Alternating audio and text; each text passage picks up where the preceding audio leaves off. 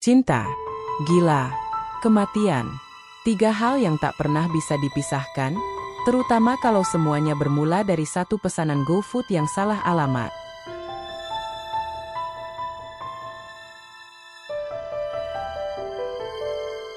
Jakarta, pukul 22.17. Hujan gerimis jatuh pelan, membasahi helm dan jaket tipis Andi. Di tangannya, plastik bening berisi sushi mahal berembun oleh hawa dingin malam.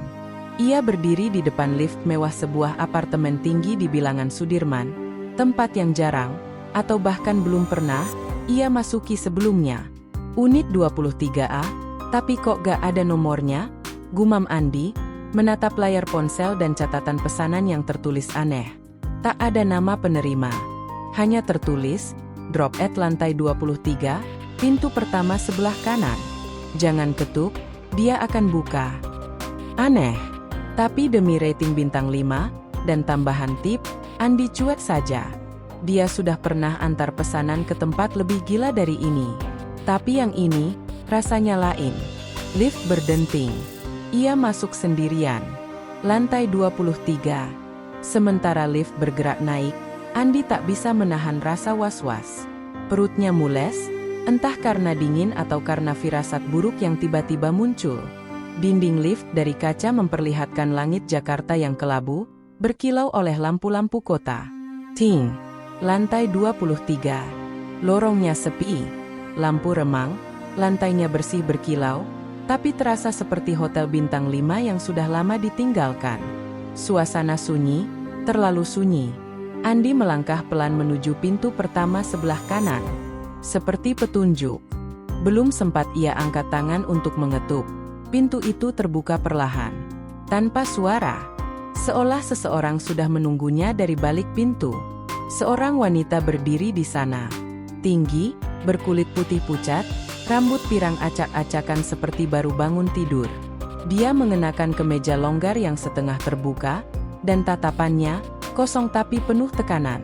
Seolah sedang menahan sesuatu, atau seseorang. Andi refleks mengulurkan makanan. Ini pesanan GoFood. Sebelum kalimatnya selesai, wanita itu, yang ternyata bule, melangkah maju, menariknya masuk, dan tanpa peringatan, melepas bajunya. Bu. Astaga, Bu, saya cuma nganter makanan. Sumpah. Andi panik. Matanya membelalak, tangannya masih menggenggam plastik sushi. Ia melangkah mundur, hampir tersandung karpet tebal di ruang tamu. Tapi wanita itu tidak menggoda. Tidak menggoda sama sekali. Dia gemetar. Wajahnya pucat, matanya berkaca-kaca, dan bibirnya bergetar seperti menahan tangis. Dalam sekejap, ia memeluk Andi erat-erat. Tubuhnya dingin. Napasnya tercekat. Tolong, selamatkan aku, bisiknya, nyaris tak terdengar. Andi membeku. Otaknya penuh tanda tanya. Selamatkan? Dari apa? Dari siapa? Dan yang lebih penting, kenapa bajunya dilepas? Sebelum ia sempat bertanya, suara keras terdengar dari luar jendela. Seperti seseorang melempar batu ke kaca. Wanita itu, Eliza, begitu ia kemudian memperkenalkan diri, langsung menutup jendela dan menarik tirai dengan tangan gemetar. Ada yang ngikutin aku. Mereka akan datang. Mereka pikir aku sudah kabur. Andi berdiri kaku. Pikirannya masih kacau. Ini bukan pesanan GoFood biasa. Ini bukan malam biasa. Dan wanita di depannya, jelas bukan pelanggan normal. Bu, saya tuh cuma driver ojol biasa. Saya gak ngerti apa-apa. Aku mohon, hanya kamu yang bisa nolong aku sekarang. Eliza kembali berbisik. Kali ini suaranya bergetar. Ia menatap Andi seperti seseorang yang baru saja melarikan diri dari mimpi buruk, atau masih terjebak di dalamnya. Andi masih diam. Keringat dingin mulai muncul di keningnya, meski ruangan itu terasa dingin. Sebagian karena AC, sebagian karena aura aneh yang membungkus apartemen itu. Ia memandang sekeliling.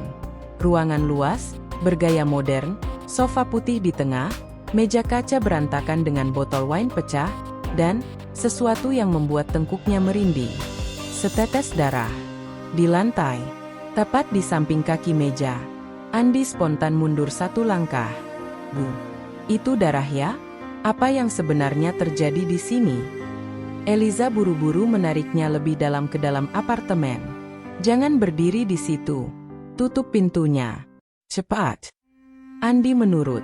Ia menutup pintu dengan pelan, takut menimbulkan suara. Tapi pikirannya tak bisa berhenti memutar-mutar pertanyaan. Kenapa ada darah? Siapa Eliza ini sebenarnya? Dan yang paling penting, kenapa dia?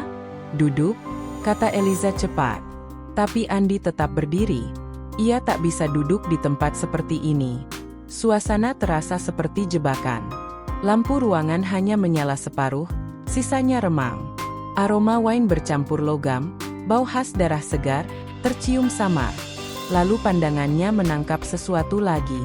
Pistol. Tergeletak di atas meja kaca, di antara potongan kertas, korek api, dan bungkus sushi yang terbuka. Senjata berwarna hitam doff, dengan pelatuk terbuka. Andi langsung menegang. Dia menatap Eliza. Bu, itu pistol. Eliza tak menjawab. Ia sibuk menutup gorden jendela satu persatu dengan gerakan cepat, gugup, dan terburu-buru. Sesekali ia mengintip keluar, seperti sedang menghindari sesuatu. Atau seseorang. Bu, saya gak tahu urusan ibu, tapi saya ini cuma ojek. Saya gak tahu apa-apa, saya cuma nganter makanan, saya. Bra! Suara keras dari arah pintu. Andi melonjak. Jantungnya seperti jatuh ke perut. Eliza langsung membeku. Seseorang menendang pintu. Sekali lagi. Bra! Suara gagang pintu ditarik kasar. Cepat, masuk ke dalam. Lemari, bisik Eliza panik, menarik tangan Andi. Kalau mereka lihat kamu di sini, kamu gak bakal keluar hidup-hidup. Siapa sih mereka itu? Cepat, masuk. Andi tak punya waktu berpikir. Eliza menyeretnya menuju ruang tidur yang hanya dibatasi pintu geser. Di dalam, ada lemari pakaian besar. Eliza membukanya, menarik isi baju dan menggiring Andi masuk. Diam. Jangan keluar sampai aku bilang, katanya cepat, sebelum menutup pintu lemari perlahan. Gelap. Sesak. Napas Andi tercekat oleh debu parfum dan rasa takut yang menumpuk. Bra! Pintu apartemen terbuka paksa. Dari balik lemari, Andi hanya bisa mendengar suara langkah kaki masuk. Berat. 2 orang. Mungkin 3. Ada suara laki-laki, dalam dan kasar. Di mana dia? Kau pikir bisa kabur sejauh ini? Hah? Lalu suara Eliza, tenang tapi terdengar dibuat-buat. Aku sendirian. Kalian salah orang. Jangan main-main. Kami tahu ada orang lain di sini. Suara langkah makin mendekat. Andi menahan napas. Berkali-kali. Hanya suara detak jantungnya yang terdengar di telinga. Dalam kegelapan, di balik tumpukan gaun mahal dan aroma tubuh asing, ia sadar, satu kesalahan kecil, bunyi nafas, gesekan kaki, suara ponsel menyala, dan semua bisa berakhir. Pikirannya melayang. Kenapa gue? Apa salah gue? Kenapa tadi gue gak langsung balik aja waktu lihat mukanya aneh? Brak! Suara meja ditendang. Eliza berteriak kecil. Aku bilang aku sendiri. Dia gak di sini. Lalu suara pukulan. Kursi jatuh. Andi menggigit lidah, menahan teriakan. Ia ingin keluar, bantu Eliza. Tapi, siapa dia? Dan kenapa dirinya harus ikut dalam kekacauan ini? Setelah beberapa menit yang terasa seperti jam, suara itu mereda. Pintu tertutup keras.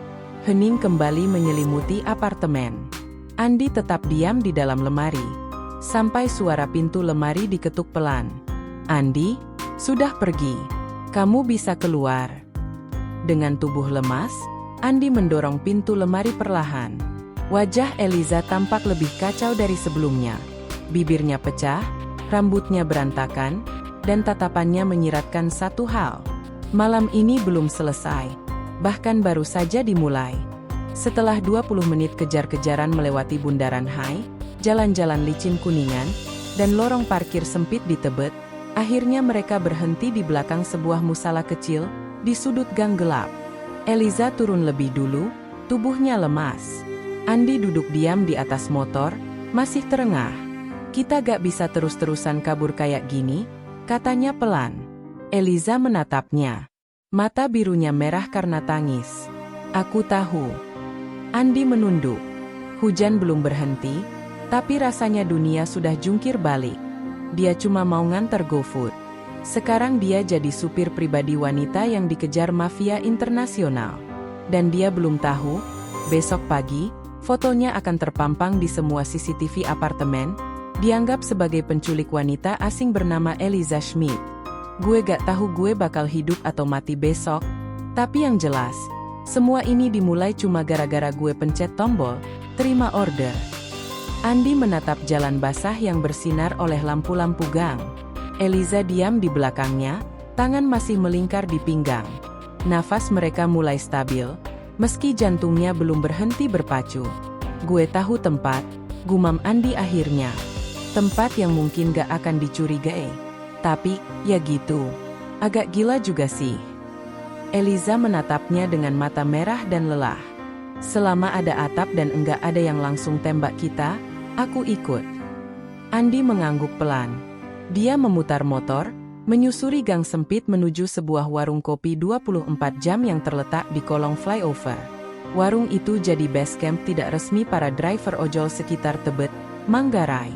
Meja plastik panjang, motor parkir berjejer, dan kopi hitam yang rasanya lebih kuat dari omelan nyokap.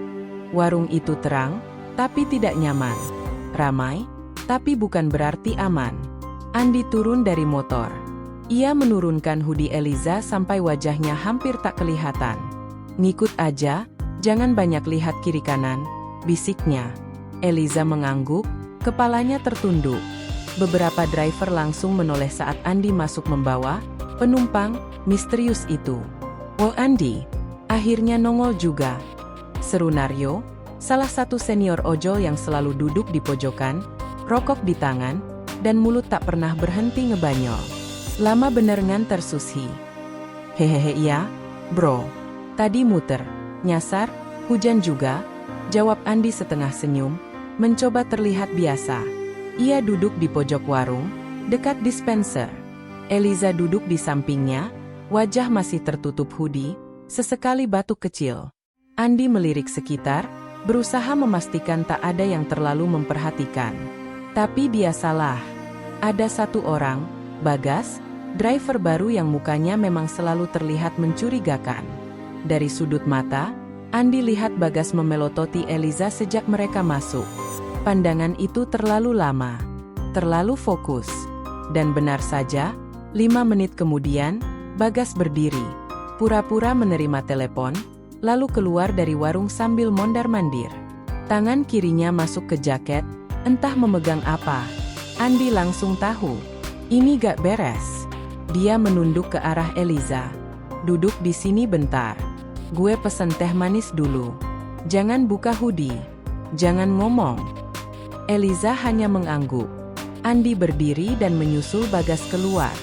Di luar, hujan sudah reda tapi jalanan masih basah. Ia mendekati Bagas dari belakang, cepat-cepat. "Lo ngapain nelpon diam-diam, Gas?" Bagas kaget, matanya membesar. "Lah, kagak, bro, cuma nanya orderan doang." "Orderan jam segini? Gue liat lo manggil nama, Bang Joni. Lo kira gue bego?" Bagas langsung defensif.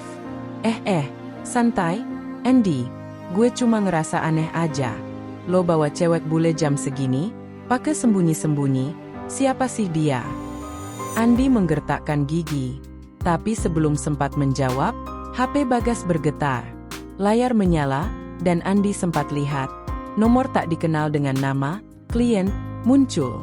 Tanpa pikir panjang, Andi merebut HP itu dan membantingnya ke lantai. Bagas terkejut, langsung mendorong Andi. "Gila lo ya? Sialan lo. Lo mau jual teman sendiri." Perkelahian pecah. Bagas memukul duluan, tapi Andi membalas lebih keras. Dalam hitungan detik, teman-teman ojol lain keluar, melerai mereka. "Apa-apaan sih? Kalian? Teriak Naryo. Andi berdiri sambil terengah. Tanya sama si bangke ini. Dia mau laporin gue. Padahal gue lagi sembunyiin orang yang lagi diburu. Semuanya langsung diam. Mata-mata mengarah ke Andi dan Eliza, yang kini berdiri cemas di pintu warung. Andi menghela napas, akhirnya menyerah. Ia tahu rahasianya sudah keburu bocor. Ya udah, gue jelasin sekalian.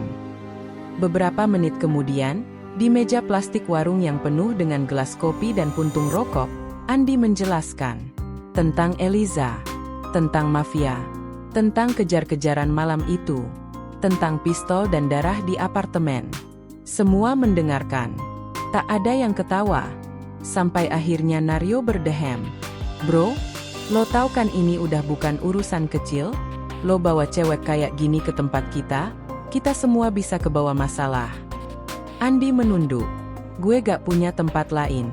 Gue kira kalian bisa bantu. Naryo menatap semua yang hadir. Lalu mengangguk pelan. Kita bantu semampu kita. Tapi lo harus cari tempat sembunyi baru. Malam ini juga. Tiba-tiba, suara motor terdengar di ujung jalan. Bukan 1, 3. Lalu bunyi langkah cepat. Dan saat semua menoleh, seorang bocah warung berlari masuk, napas ngos-ngosan.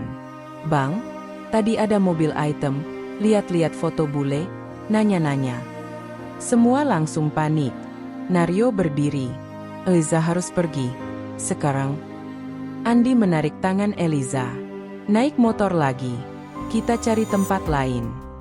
Tapi di kejauhan, lampu mobil SUV gelap mulai terlihat. Mereka sudah menemukan jejak. Base camp yang dulu terasa aman kini sudah bukan tempat sembunyi. Dan Andi sadar, satu-satunya jalan keluar adalah menghadapi apapun yang menanti mereka di luar sana. Langit Jakarta menjelang subuh masih menggantungkan awan kelabu.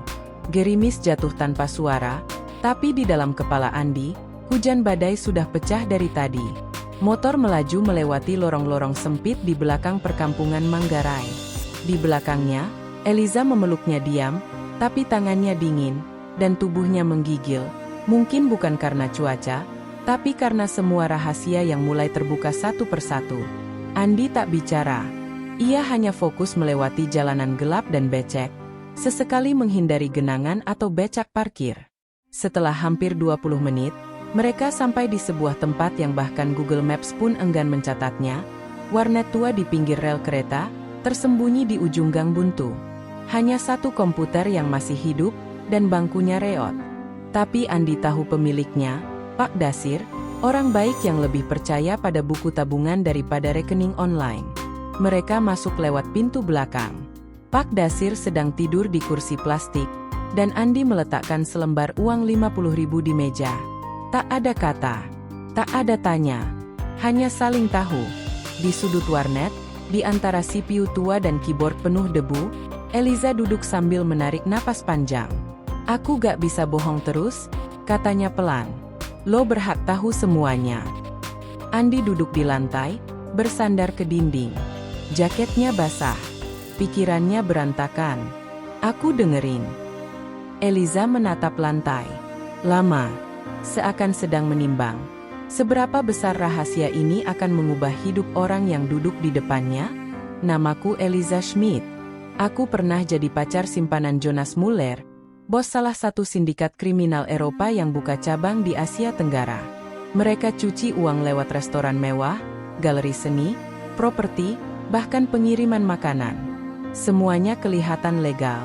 Tapi di balik itu, ia mengangkat satu tangan dan mengangkat sebuah liontin kalung kecil dari balik hoodie-nya. Liontin itu tampak biasa saja, bulat, hitam, seperti aksesori fashion. Tapi saat dibuka, tersembunyi sebuah flash disk mini. Andi mengerutkan kening. Itu yang mereka cari. Eliza mengangguk. Di dalamnya ada semua data. Transfer ilegal, rekening gelap, dan pembunuhan. Termasuk video pembunuhan salah satu mantan anggota mereka yang mencoba membocorkan informasi ke media. Jonas sendiri yang nembak, dan aku ada di ruangan itu. Andi terdiam. Dunia yang diceritakan Eliza terasa seperti film. Tapi luka di bibir Eliza, darah di apartemen, dan kejaran mobil hitam tadi malam, semuanya nyata. Kenapa gak hancurin aja? Atau kasih ke wartawan? Polisi. Eliza menggeleng. Gak semudah itu. Data ini punya kode enkripsi ganda. Aku butuh akses internet untuk memindahkannya ke penyimpanan awan yang aman. Dan polisi? Mereka udah dibayar. Bahkan beberapa wartawan juga. Andi merasa seperti baru dilempar ke lautan dalam. Dulu, hidupnya cuma soal ngejar orderan, antri bensin, dan nunggu bonus hujan. Sekarang dia diburu orang-orang yang tak akan ragu nembak kepala tanpa tanya dulu. Andi, suara Eliza melembut. Lo bisa pergi sekarang. Tinggalin aku. Masih bisa selamat. Lo belum terlalu dalam. Andi menoleh. Mata mereka bertemu. Lelah. Takut. Tapi juga jujur. Lo pikir mereka bakal bedain mana yang terlibat, dan mana yang cuma bantu? Mereka udah anggap gue kaki lo. Nama gue pasti udah di daftar mereka. Muka gue ada di CCTV. Gue udah selesai, Liz. Eliza menunduk. Mungkin baru kali ini ada orang yang gak kabur setelah dengar cerita itu. Tiba-tiba, suara dari luar menggetarkan dinding. Suara kereta malam melintas di rel, mengguncang kaca dan lampu neon. Andi bangkit, menutup gorden dan mengintip. Tak ada mobil. Belum. Tapi rasa dikejar itu tidak pernah pergi. Seperti bayangan yang mengendap di belakang langkah. Berarti sekarang rencana kita apa? Tanya Andi. Eliza membuka flash disk dari liontin dan menggenggamnya. Cari koneksi internet yang aman. Upload semua ini sebelum mereka tangkap aku. Kalau data ini sampai tersebar, mereka bakal panik. Mungkin malah saling bunuh sendiri. Andi mengangguk. Kita ke tempat gue dulu. Kosan tua, sinyalnya lemah, tapi ada wifi curian dari warung sebelah. Eliza tertawa kecil. Tawa pertama sejak kejar-kejaran semalam. Lelah, tapi hidup. Namun sebelum mereka sempat keluar, ponsel Eliza bergetar. Nomor tak dikenal. Eliza menatapnya. Layar hanya menampilkan satu kata. We see you. Andi dan Eliza saling pandang. Tak ada waktu lagi. Mereka pikir mereka bisa bersembunyi. Tapi nyatanya, jejak digital lebih sulit dihapus daripada darah di lantai. Dan sekarang, bukan hanya mafia yang mengintai, tapi juga orang dalam yang jauh lebih dekat daripada yang mereka kira. Andi mematikan lampu di kamar kosnya. Hanya cahaya redup dari lampu jalan menembus jendela kecil berjeruji besi. Eliza duduk di kasurnya yang sempit, bersandar pada dinding, membungkus tubuh dengan selimut tipis milik Andi. Bajunya sudah diganti, kaos oblong besar yang biasa dipakai Andi tidur, masih basah oleh gerimis saat pelarian. Pintu kos sudah dikunci 3 kali. Gembok luar, grendel dalam, dan kursi plastik menyilang di depan. Andi bahkan menyumpal celah pintu dengan kain lap supaya tak ada cahaya keluar. Mereka tak bicara sejak sampai. Pikiran mereka sibuk berkelahi sendiri-sendiri. Andi duduk di lantai, punggung bersandar ke lemari kayu butut. Ia memandang Eliza dari kejauhan. Perempuan itu, yang tadi malam seperti sosok asing penuh misteri, kini tampak rapuh. Tapi justru dari kerapuhannya, Andi merasa semakin tertarik. Mungkin karena dia tampak manusiawi. Mungkin karena dia terlihat hancur, sama seperti dirinya. Mungkin karena dia satu-satunya orang yang masih di sisinya malam ini. Tapi rasa itu juga datang bersama rasa takut. Takut kalau dia belum tahu siapa Eliza sebenarnya. Aku haus, bisik Eliza pelan. Suaranya parau. Andi bangkit, menuangkan air dari galon ke gelas plastik. Ia menyodorkannya tanpa bicara. Eliza menerimanya, meminum perlahan, lalu menatap Andi lama. Kenapa lo masih bantuin gue? Andi mengangkat bahu. Gak tahu. Mungkin karena lo orang pertama yang bikin hidup gue gak ngebosenin. Eliza tertawa kecil. Itu alasan paling konyol yang pernah gue dengar. Tapi tawa itu tak lama. Wajahnya kembali serius. Lo mau tahu semuanya? Katanya. Termasuk bagian yang gak enak didengar. Andi menatapnya lekat. Gue siap. Eliza menarik napas panjang, lalu mulai bicara, pelan, jujur. Aku gak cuma korban. Dulu, aku bagian dari mereka. Andi mengernyit, tapi tak menyela. Aku bukan hacker, bukan pelapor. Aku pemikat. Umpan. Aku dipakai untuk mendekati pejabat, pengusaha, bahkan polisi, supaya mereka bisa dikendalikan. Aku pura-pura jatuh cinta, pura-pura disakiti, pura-pura butuh perlindungan. Dan mereka, satu persatu, jatuh ke perangkap. Gue semacam agen bayangan. Tapi bukan untuk negara. Untuk mafia. Dan untuk uang. Andi menggenggam lututnya. Kenapa lo keluar? Eliza mengalihkan pandangan. Karena, aku lihat sendiri orang yang aku sayang dibunuh depan mataku. Bukan karena dia berkhianat, tapi karena dia tahu terlalu banyak. Sama seperti aku sekarang. Gue gak sempat selamatin dia, tapi gue bisa selamatin diriku. Dan file itu satu-satunya cara gue bisa nutup semua luka. Ia menggigit bibirnya. Jemarinya gemetar saat menyentuh liontin kalungnya. Gue gak bersih, Andi. Darah ada di tangan gue. Banyak. Bahkan sebagian gue sengaja. Andi mematung. Kata-kata itu terlalu berat untuk dicerna cepat-cepat. Tapi matanya tak bisa lepas dari Eliza. Dan sekarang lo udah terlalu dekat. Eliza bangkit perlahan dari kasur, menghampiri Andi. Mereka hanya berjarak satu langkah. Lo masih mau bantuin gue setelah semua ini? Andi menatapnya dalam. Tak ada lagi wajah bule asing. Tak ada lagi misteri. Yang tersisa hanya seorang perempuan yang lelah, tapi ingin hidup.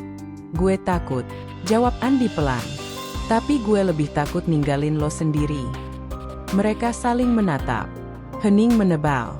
Emosi menggantung di udara, tak sepenuhnya cinta, tapi lebih dari sekadar simpati. Eliza menyentuh pipi Andi. Perlahan, lembut, tapi dengan tangan yang menyimpan sejarah gelap. Andi memejamkan mata.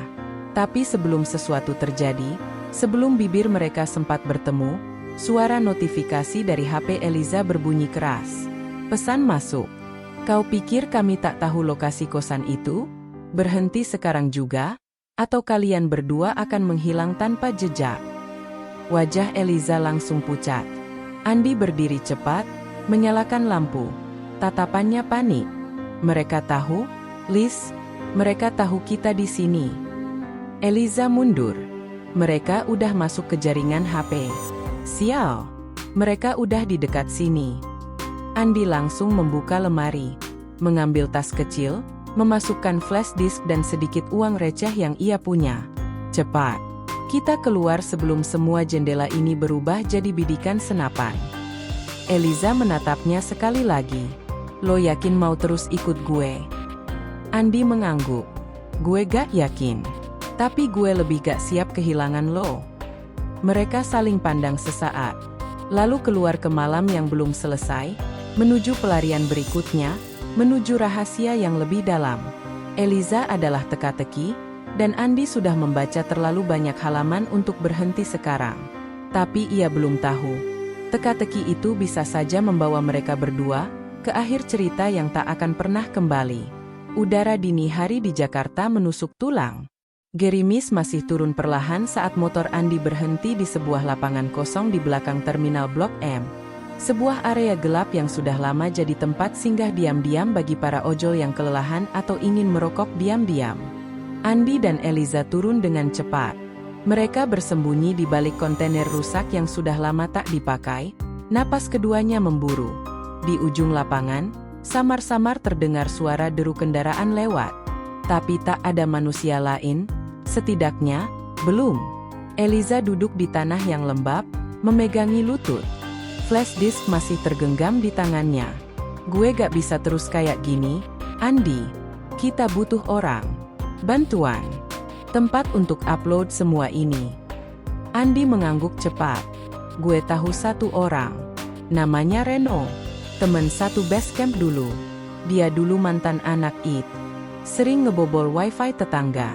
Sekarang katanya kerja serabutan, kadang bantuin ngejebol jaringan buat platform streaming ilegal. Orang kayak dia bisa bantu kita. Eliza mengangkat wajah, sedikit ragu. Lo yakin dia bisa dipercaya? Andi menatap Eliza. Gue gak punya banyak pilihan. Setengah jam kemudian, Reno datang. Dia mengenakan jaket parasut hitam, helm full face yang tak langsung dibuka, dan tangan yang selalu dimasukkan ke saku.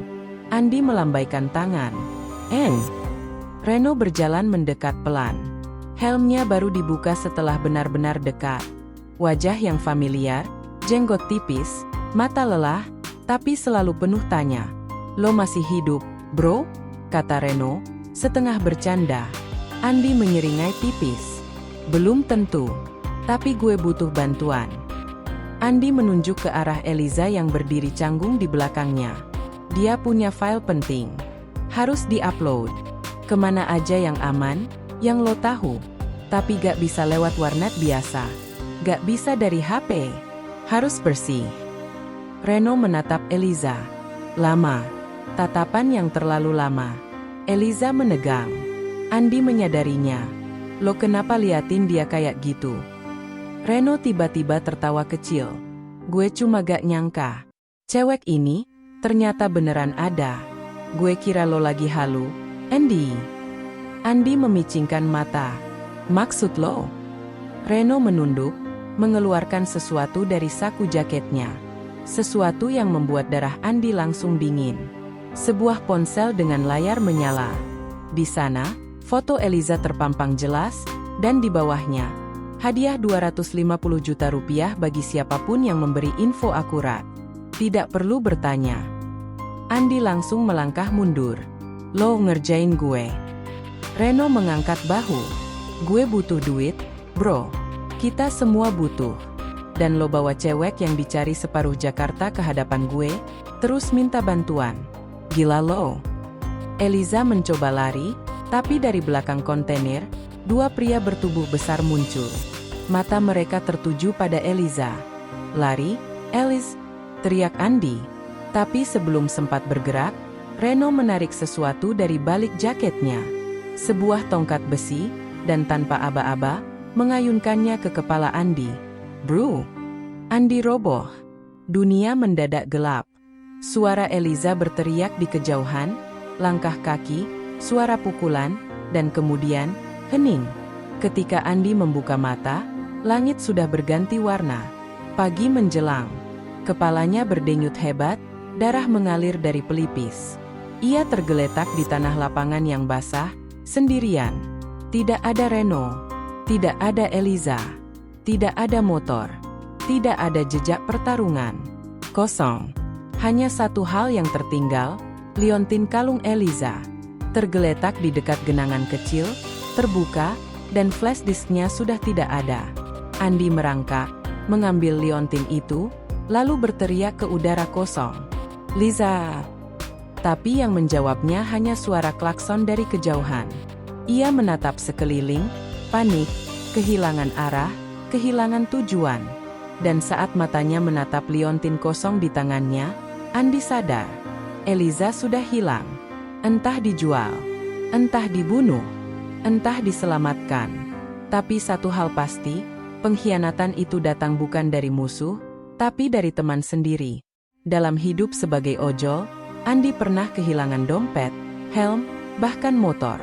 Tapi kali ini, dia kehilangan seseorang, dan mungkin juga separuh dari dirinya sendiri. Andi berdiri terpaku di lapangan becek itu. Di tangannya, liontin milik Eliza tergeletak, kosong. Tak ada flash disk. Tak ada Eliza. Tak ada suara. Hanya desiran angin pagi dan rasa sesak di dada yang terus menguat. Tapi Andi tahu satu hal, ini belum akhir. Di balik liontin yang terbuka, ada secari kertas kecil, tergulung rapat. Ia membukanya dengan tangan gemetar. Di situ hanya tertulis satu kalimat. Kalau aku menghilang, cari gudang kuning, dekat rel pasar Kemuning. Andi mengenal nama itu. Gudang tua yang sudah puluhan tahun kosong, bangunannya reot, pernah jadi tempat kumpul anak pang dan sekarang dijadikan sarang gelap entah oleh siapa. Ia menelan ludah. Jantungnya seperti dipaksa lari sprint. Tapi tak ada waktu untuk ragu. 2 jam kemudian, Andi sudah berdiri di depan gerbang besi berkarat dengan tulisan pudar. PT Karya Kemuning Jaya, Gudang A3. Daun pintu 1 sudah ambruk, dan dari luar, tempat itu seperti habis ditinggalkan perang. Langkah kakinya hati-hati. Setiap suara gesekan sepatu dengan lantai semen seperti menggema ke seluruh dunia. Bau besi, lembab, dan debu tua memenuhi udara. Ia melewati tumpukan peti kayu besar, drum bekas, dan bekas puing bangunan yang roboh. Tapi lalu dia melihatnya. Jejak darah. Kecil. Tapi masih segar. Andi mengikuti tetesan merah itu seperti anak-anak mengikuti jejak kue di cerita dongeng. Tapi tak seperti dongeng, cerita ini berakhir dengan horor. Dari belakang salah satu peti besar, suara langkah kaki terdengar. Dan sebelum Andi sempat bersembunyi, "Hei, bro!" Seseorang menerjangnya dari samping. Andi jatuh terhempas ke lantai keras. 2 pria bertubuh besar langsung membekapnya. Yang satu mencengkeram lehernya. Yang satu lagi mengayunkan tongkat besi tepat ke rusuknya. "Cry!" Andi mengerang. Pandangannya kabur. Dunia berputar. Tapi dia masih sadar. Masih hidup. "Lama juga lo sampai sini, ojol." Suara berat pria dari balik gelap itu muncul. Langkah kaki mendekat. Cahaya kecil dari senter HP menyorot ke wajah pria tinggi berbaju hitam. Wajah yang familiar. "Reno, gue kasih lo 2 pilihan, Di," katanya dengan suara datar. "Kita bisa pura-pura gak pernah ketemu. Lo pulang. Lupakan semua ini. Eliza, biar dia urus urusannya sendiri." Andi berusaha bicara, tapi batuk darah. "Pilihan kedua, lo lanjut. Tapi mungkin lo bakal nyusul dia ke lubang yang sama." "Dia di mana?" tanya Andi, pelan, nyaris tak terdengar. Reno berjongkok. "Masih hidup. Tapi gak lama kalau lo terus main jadi pahlawan." Andi memejamkan mata. Dalam hati, semua logika berteriak, "Pergi. Selamatkan diri. Dia bukan siapa-siapa. Hidupmu masih panjang." Tapi ada bagian lain dalam dirinya, yang jauh lebih keras, berbisik. "Kalau lo ninggalin dia sekarang, lo bukan manusia." Andi membuka mata. "Gue gak akan pergi." Reno mendengus. "Ya udah, bunuh dia." Kaki tangan Reno menarik Andi berdiri. Tapi sebelum pukulan berikutnya mendarat. Boom. Sesuatu meledak dari arah samping gudang. Bukan besar, tapi cukup untuk mengagetkan semua orang. Asap memenuhi ruangan. Reno menoleh cepat. "Siapa itu?" Andi, dalam kepanikan dan sisa tenaga terakhir, mengikut pria di sebelahnya, menarik batang besi dari lantai, dan mengayunkannya ke kepala si penjaga satu lagi. "Bro!" Pria itu roboh. Andi merangkak di antara asap dan puing, napas terengah. Ia tak tahu siapa yang meledakkan barang itu. Tapi satu hal pasti, ini kesempatan terakhir. Dari balik gudang, sebuah pintu kecil setengah roboh terbuka sedikit. Dan di baliknya, Eliza muncul. Luka di pelipis, baju robek sebagian, tapi mata masih hidup. "Ani." Tanpa pikir panjang, Andi melompat ke arahnya. Mereka bertemu di tengah lorong sempit. Tak sempat pelukan, tak sempat bicara. Mereka hanya berlari. Keluar. Meninggalkan gudang itu. Meninggalkan kematian. Untuk sementara. Saat mereka sampai di belakang pabrik tua, Andi jatuh terduduk. Darah masih menetes dari mulutnya. Tapi dia tertawa pelan. "Lo masih hidup." Eliza memandangnya, mata berkaca. "Dan lo gila." Andi menatapnya balik. "Gue tahu." Hening sesaat. "Gue gak akan lari lagi, Liz," kata Andi. "Kita selesain ini. Upload data itu. Biar semua orang tahu. Biar dunia tahu siapa lo dan siapa mereka sebenarnya." Eliza menggenggam liontin di lehernya. Ia mengangguk pelan. "Tapi lo harus janji satu hal," katanya. "Apa?" "Kalau semua ini gagal, lo yang selamat." Andi tak menjawab. Karena ia tahu, kalau ini gagal, Tak ada satupun dari mereka yang akan selamat. Gudang itu bukan akhir. Itu hanya panggung dari sebuah pertunjukan berdarah. Tapi pertunjukan sebenarnya baru akan dimulai saat dunia tahu isi dari flash disk kecil itu. Langit Jakarta malam itu seperti ingin ikut menjerit. Hitam kelam, angin tajam berdesir dari tepi-tepi gedung tinggi. Dani berdiri di tepi atap sebuah bangunan tua, bekas hotel yang mangkrak sejak 10 tahun lalu, 9 lantai tanpa lampu, hanya tangga darurat sebagai akses, dan 1 lantai atap beton terbuka yang kini menjadi medan akhir. Di tangannya, flash disk kecil milik Eliza, sudah berhasil didekripsi oleh seorang hacker di jaringan gelap yang mereka sewa dengan harga terlalu mahal dan risiko terlalu besar. Data yang ada di dalamnya, transfer uang, pembunuhan, dokumentasi korupsi, cukup untuk menjatuhkan separuh jaringan mafia Asia Tenggara, termasuk nama-nama pejabat tinggi. Di belakangnya, Eliza bersembunyi di balik menara pemancar tua, tubuhnya masih lemah, tapi matanya tak gentar. Dia tahu, pertarungan malam ini adalah akhir dari pelariannya. Entah mati, atau menang. Suara langkah kaki terdengar dari tangga darurat. 1, 2, 3 pria muncul. Berjas gelap, tubuh kekar, wajah tanpa ekspresi. Dan di tengah mereka, Reno, dengan wajah yang sudah tak asing lagi, kini penuh luka dan kemarahan. Lo pikir bisa kabur, Di? Reno mendesis.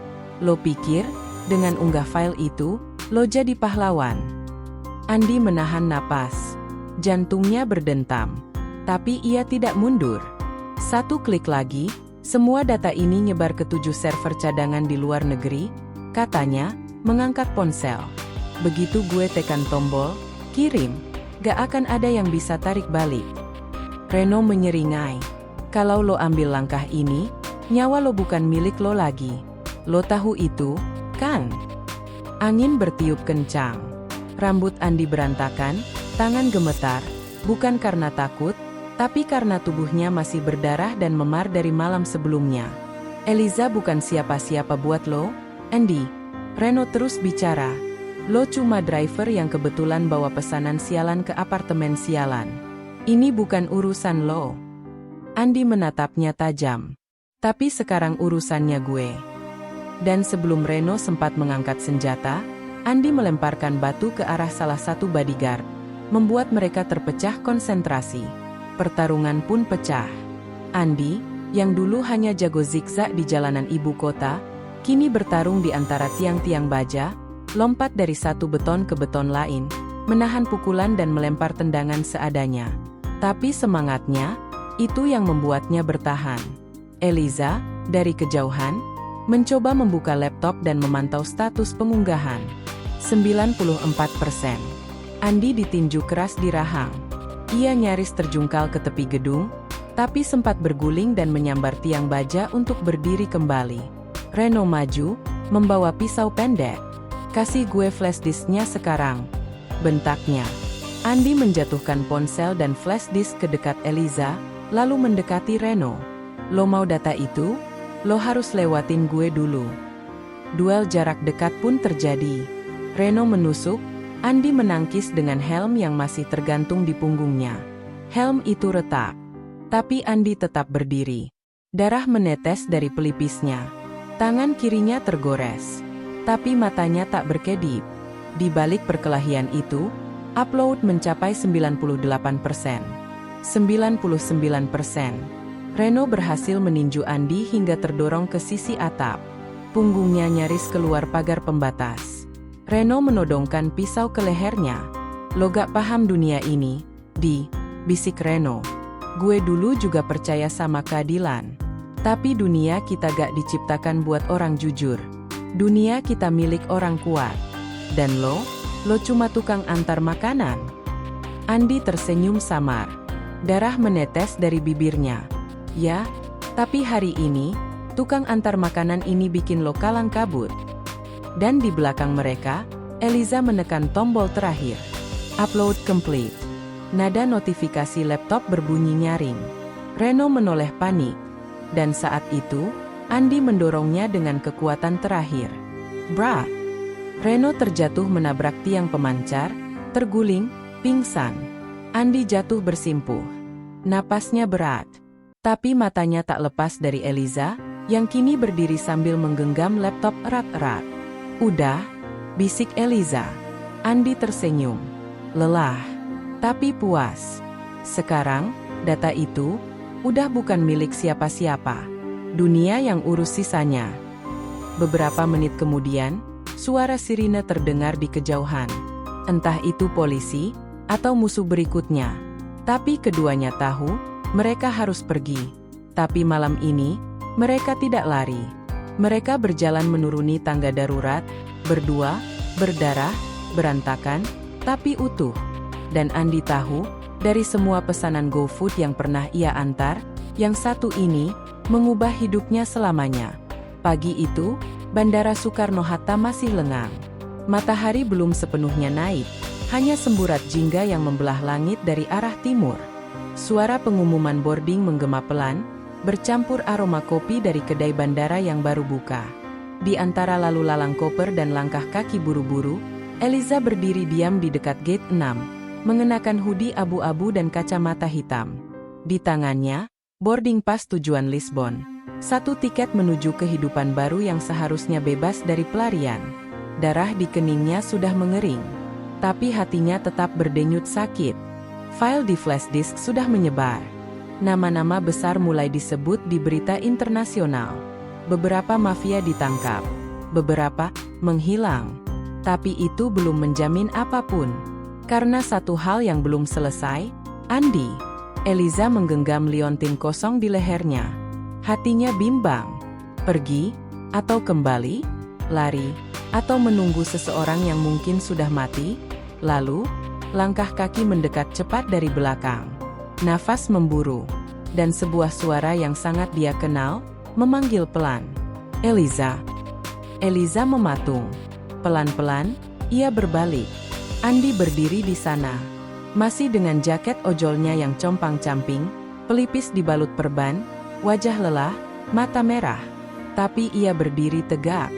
"Eliza." Ulangnya. "Gue udah gak peduli lo siapa. Gue gak peduli masa lalu lo isinya darah dan kebohongan. Gue cuma mau satu jawaban." Eliza menggigit bibirnya. Matanya basah. Andi mendekat. "Lo pernah sayang sama gue, gak?" Suasana seketika hening. Gate 6 mendadak jadi dunia kecil milik mereka berdua. Orang-orang berlalu seperti bayangan. Hanya mereka, dan satu pertanyaan yang menahan napas dunia. Eliza menatap Andi. Lama. Air matanya jatuh. Pelan. "Iya," bisiknya. "Tapi mungkin udah telat." Andi tersenyum. "Gue gak butuh tiket. Cuma butuh lo jujur." Mereka saling menatap. Lalu, pelan, Eliza membuka pelukannya. Andi maju, memeluknya erat. Seperti orang yang akhirnya pulang. Seperti seseorang yang memaafkan dunia. Tapi, door. Suara peluru meletus. Semua orang berteriak. Beberapa tiarap. Beberapa lari. Andi dan Eliza terhuyung. Salah satu dari mereka berdarah. Tapi siapa? Seseorang berdiri di kejauhan, memegang pistol peredam, pria dengan jas hitam, yang wajahnya tak terlihat jelas. Sekejap kemudian, pria itu menghilang ke arah lift bandara. Andi jatuh berlutut. Tapi bukan karena luka. Dia menatap Eliza yang limbung, lalu tersenyum samar. "Lo bohongin gue, ya?" Eliza menatapnya, mata berkaca, tangan gemetar. Enggak sepenuhnya." Kemudian ia jatuh ke pelukan Andi. Tapi matanya masih terbuka. Masih ada cahaya, atau hanya bayangan? Petugas keamanan berlarian. Sirine mulai terdengar. Tapi Andi tidak bergerak. Ia hanya memeluk Eliza, atau tubuhnya, atau kenangan tentangnya. Beberapa hari kemudian, berita menyebar. Media bilang Eliza tewas di bandara, diduga diburu oleh sisa jaringan mafia yang dendam. Tapi ada rumor lain, bahwa jenazahnya menghilang dari rumah sakit. Dan Andi, menghilang dari peta. Akunnya dihapus. Motornya ditemukan di pinggir tol, kunci masih tergantung. Sebagian bilang dia tewas diburu. Sebagian lagi bilang dia disembunyikan oleh pemerintah. Tapi ada satu versi yang aneh, seorang ojol mengaku melihat Andi di Lisbon, Eropa, mengantar pizza pakai motor listrik. Versi mana yang benar? Entahlah. Yang pasti, cerita ini berakhir bukan di peluru, tapi di pertanyaan yang tak pernah punya jawaban. Apakah Eliza mencintainya sungguh-sungguh? Atau semua ini hanya bagian dari rencana?